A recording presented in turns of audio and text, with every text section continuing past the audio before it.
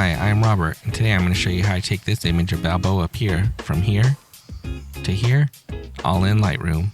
I took this image of Balboa Pier back in January of 2014. As you can see, the sun is in frame for this image. This is only possible during the winter time. During summer, the sun is too far north and would be out of frame. Knowing this, you need to plan your shots ahead. If you want to shoot Balboa Pier on the north side with the sun in frame, you need to do it during winter time. If you want to shoot Balboa Pier from the south side, looking north, it's best done during summer. Download an app that will tell you where the sun position is so you can check it before you go out. There are many locations I only shoot during certain times of the year. Let's get started editing this gloomy image and see if we can bring some color into the sky. Let's start at the bottom, make sure we're on the current version. We're going to skip vignetting and we're going to go up to constrain crop, zoom in on the horizon, and let's straighten this image.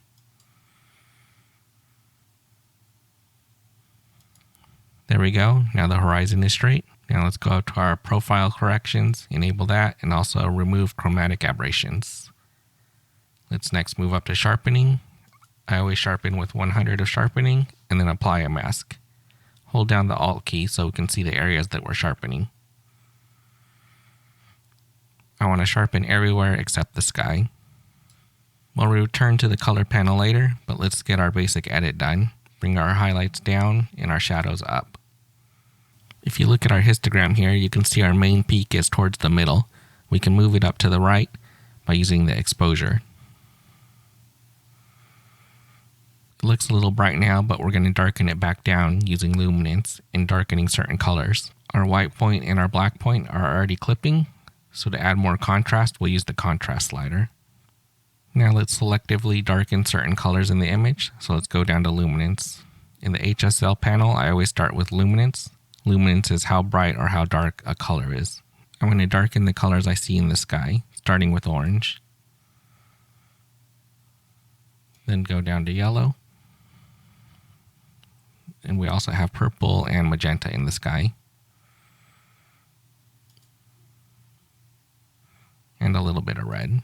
Next, I go to saturation and I boost up those colors that we just made darker.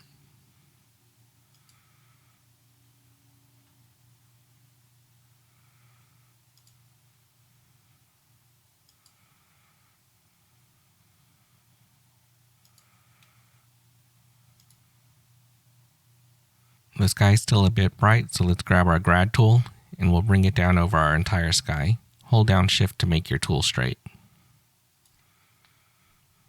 Let's bring down the exposure just a little bit. 0.2 works. And let's click on New. We're going to use another grad tool, but this time just the top of the sky.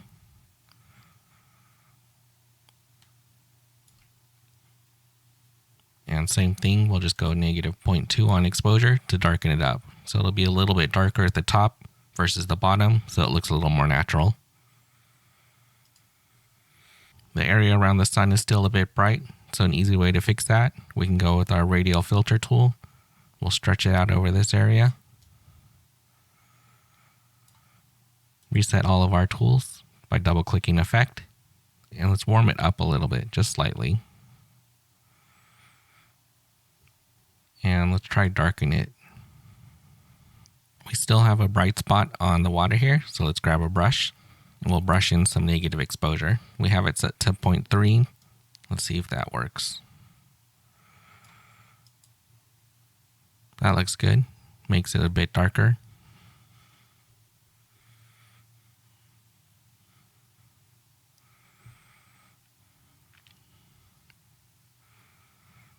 Let's close our brush. And to finish it off, let's add overall saturation. You can use the toggle switches right here to turn on and off your adjustments to see your before and after. You can also see the toggle switches in the tools, so we can turn the tools off and back on. Let's check to see if there's any dust in the sky. Click on our spot removal tool. Make sure Visualize Spots is on by clicking on this box here. If you don't have this toolbar up, just press T for toolbar. It'll turn it on and off. And we can see just one dust spot here, so we'll clone that out.